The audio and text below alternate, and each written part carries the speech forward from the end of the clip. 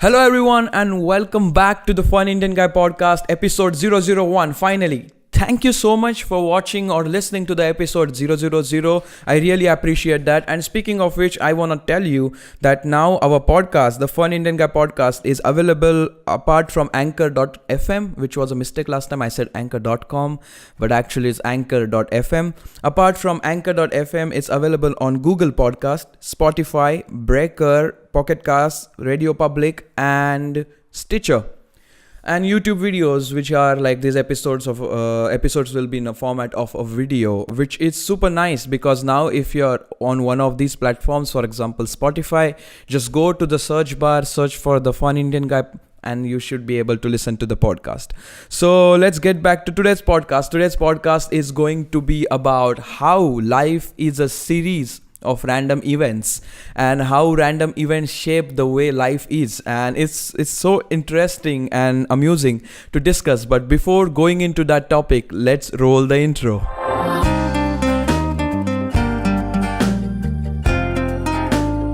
Hi, I'm Suyog, also known as the Fun Indian Guy. I'm a designer, musician, filmmaker, and a mechanical engineer. I'm from India, and currently I'm chilling around, traveling around, working around, roaming around, having fun around Europe, and this is my podcast.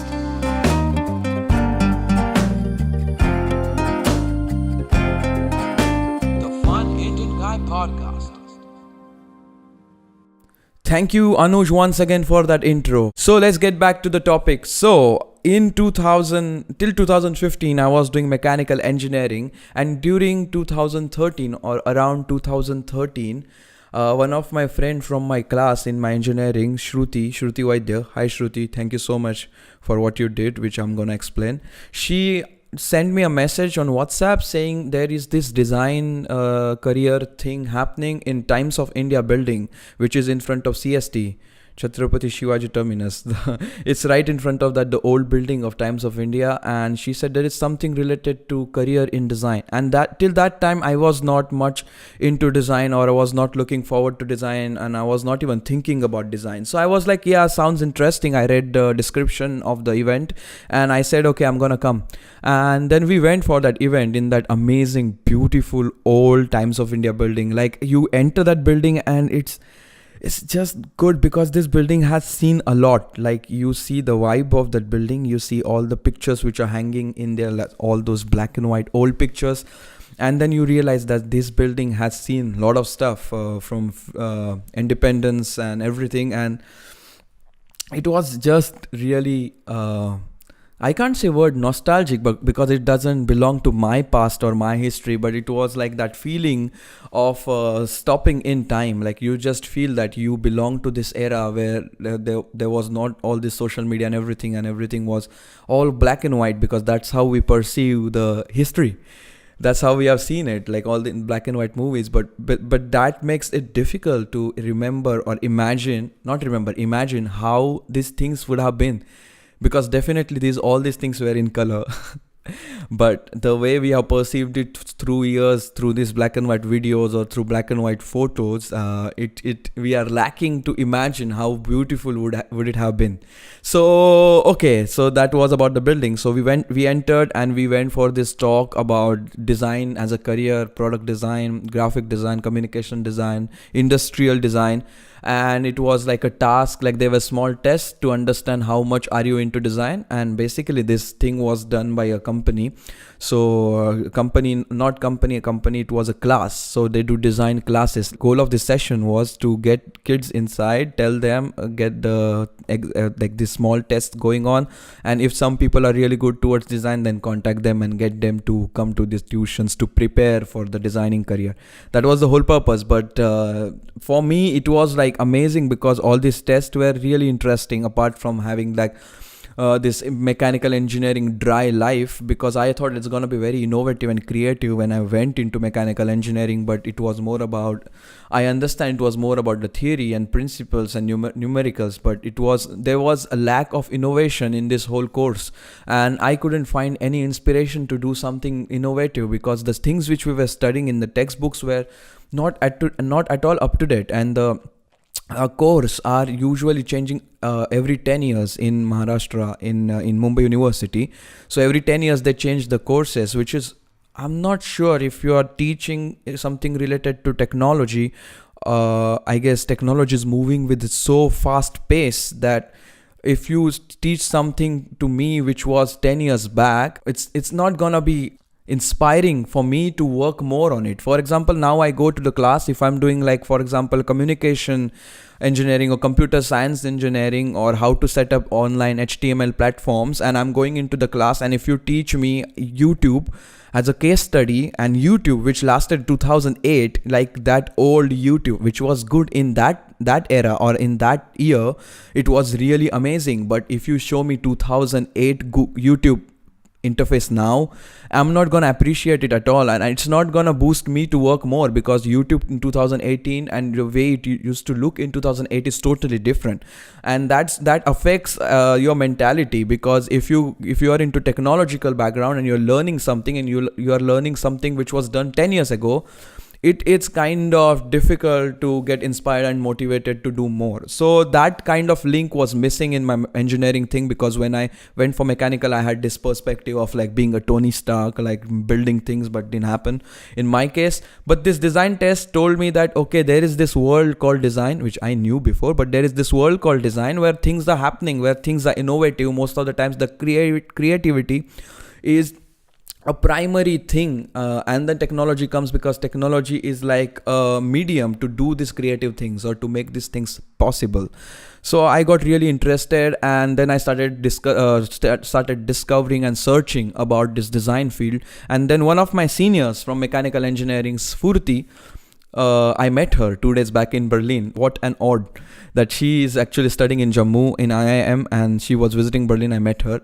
That's not the point. She told me about this class in Andheri where they teach people to get prepared for the entrance exam to get into masters in design. And I joined these classes. Pallavi Naik ma'am, thank you so much for teaching me everything to make my foundation really solid, to prepare me for this design world.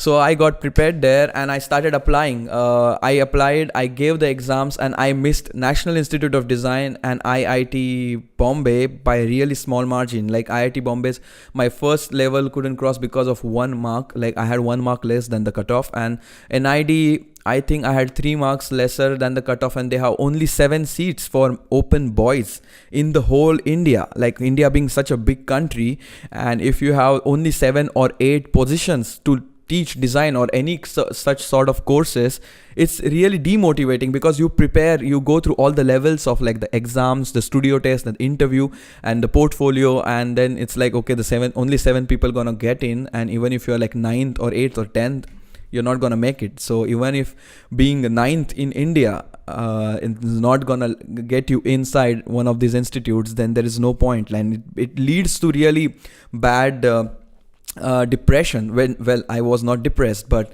in that 1 year after not getting into any design college, I spent a lot of time doing music. We made background music for D4 Get Up and Dance for Channel V with my band Bards of the East. Cheers to my boys, Bards of the East, boyses. And during this time, I started thinking about applying abroad design colleges, and getting into one of these amazing design universities and learning design from these Western universities. And I was going through a lot of research and watching a lot of videos or watching a lot of interviews of designers and things to do my field work, or to do my homework to get prepared for the list of colleges I want to get into.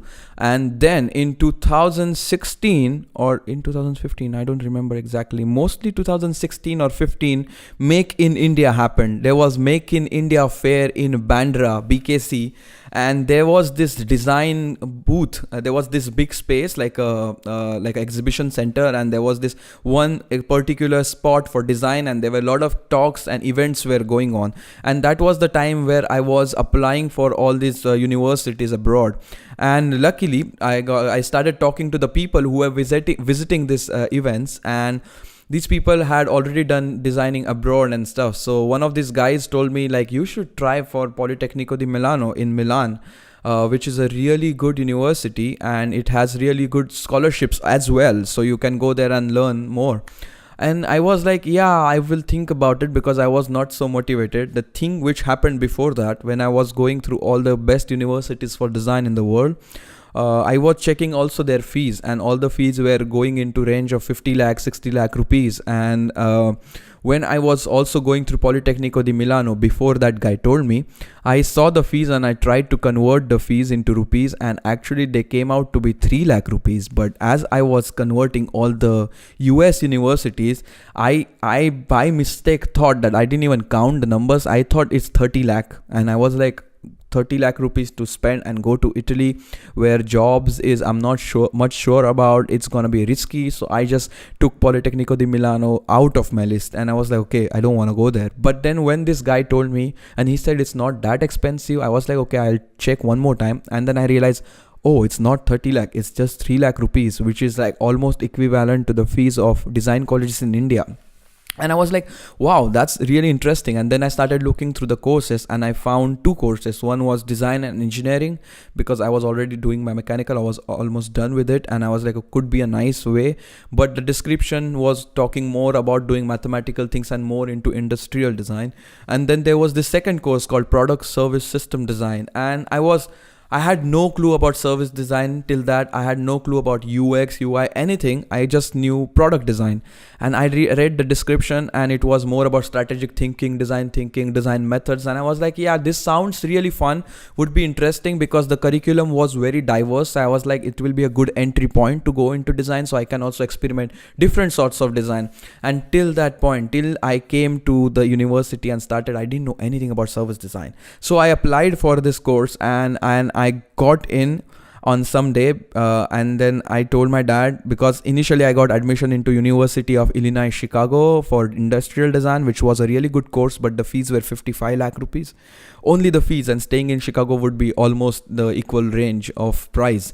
So I told my dad, and dad was like, okay, that's kind of expensive. Okay, we'll search which bank is able to give good loans with good rates of interest. And we already started the research about loans and things. And then I said to Illinois Chicago that I'm gonna come to your university, and I sent a confirmation. And next day I got Politecnico di Milano's accept, and I was like, oh man. And then I told my dad that the fees are only 3 lakhs, so it's 6 lakhs for 2 years.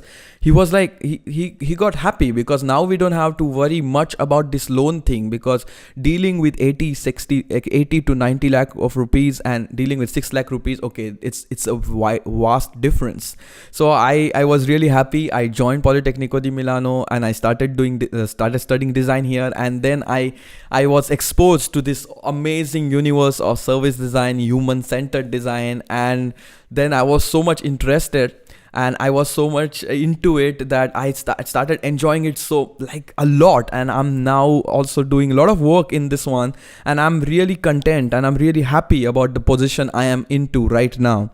And if you go, like, if you zoom out from this event thing and see this whole journey, you will realize that it started with this one thought of attending one's design talk in Mumbai, which was totally random. If Shruti wouldn't have messaged me, I wouldn't have gone to this event and wouldn't have led to this all journey altogether. Then after this event, talking to seniors and coming to know about this course, going to course, preparing for it, not getting into one of the best universities or colleges in India and missing it by chance, which I was very disappointed in that time. But I now thank that I was not into one of these universities, because what I have exposed to now is way better for me than I would have been there. It's not like it would have been very bad. Maybe it would have been even better than what I have now. But now that I'm here, I think it was a good thing to not get into one of the Indian universities of design, which are really good, but they should increase the number of people in intake, because it's just disappointing. Like, we have so many people, you take only 7 boys, or let's not go into that sector. So then still preparing for abroad universities and meeting this one boy who told me Politecnico di Milano is cheaper, and that's why I checked it again, and that's why I applied.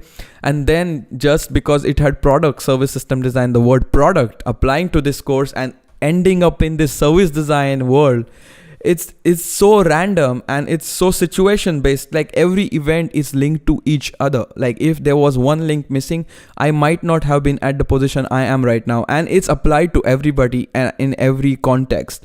Like all the things which happen in our life in general are connected to each other, and the connections and these main links are so random and so uncertain that it's like it I don't know how to explain this. Like if you also look at your life and look at all the things which led to everything which you have now, you will understand that there are many things which are so random and so not obvious, but they are the main reasons, or they are main building blocks of what you are now. So the thing as a conclusion of this whole experience or this ongoing journey is like, go out and talk to people. And more you talk to people, more you're gonna have these random events, and more you're gonna have this not so obvious things coming your way, which will lead to amazing things. And I can totally relate to this example also in the other aspects of my life. But if you also see your life, you will also come to there's a lot of also in this one, but even if you will study your things, you will understand that it does make sense. And the motivation to do more is also to go out and talk to people, and talk to new people, talk to people with different perspective, have discussions, because they lead to these links, and these links lead to what life you have now. And it's very fascinating, because I feel that the chance of me being here is so less, or chance of you being at certain position in your life are so less, but that's how it is now. That means that's the probability was so less, but the outcome is 100%. Like what we have now is the result of what was not so sure before. I'm not sure if you are able to understand what I'm saying here. And if you are confused about something, or if you don't agree to what I say, just write down the comment. We will discuss in next episodes, or I'll reply to your comment. But it's really fascinating to me to do these things, and that's why it's also a motivation for me to go out more and to talk to more people and do more things, because you never know what will lead to where. And I guess that's all today's episode is gonna be about. I know it's a lot of blabbering, because the topics which I'm talking about are more fluidic. They are not information based, because if it was how to get into a design university, I could have jotted down the steps and could have explained how to go there or how to get there. But these talks are more about a story or a journey, a real story, or a conversation, which is right now with me and this microphone and the camera. But still, it's really amazing to do it. So if you want to listen to more such stories, or if you want me to discuss some more specific stuff or more topics which interest you as well, just write them into comment below. Or if you are using the anchor.fm application, you can easily send me a voice note of a comment, or just mail me your comments on thefunindianguy@gmail.com. I guess that's all for today, guys. I'm very glad to have you here. I'm very glad to make you listen to all these things, and I'm very glad that you are listening to this and you have some sort of faith in this podcast. And I hope it will grow day by day, and I hope this podcast will be better and better and better. It will be, I'm pretty sure about it.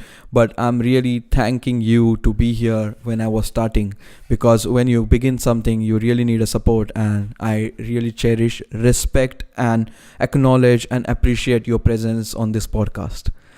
The whole credit of me doing things goes to you, because it's important to be supported, or important to be heard, or important to be acknowledged.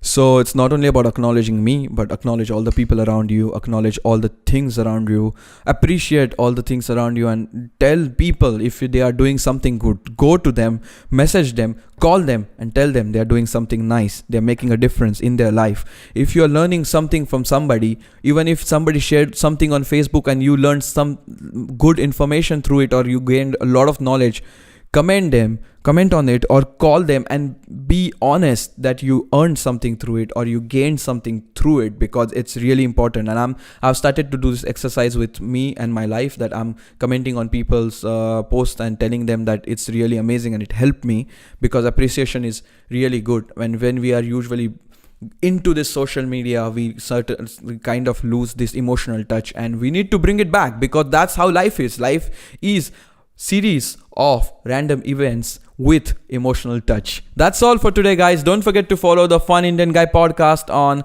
all these other platforms: Spotify, Google Podcast, Anchor, youtube.com for the videos. And also, if you're interested in watching my videos or vlogs, I post them every Thursday morning, mostly on Facebook and YouTube on the Fun Indian Guy, and the podcast comes on Tuesday morning. That's all. Glad that you were here. Glad I am here. Glad I'm witnessing this life. Do not forget to have fun, because having fun is not an option. Ciao.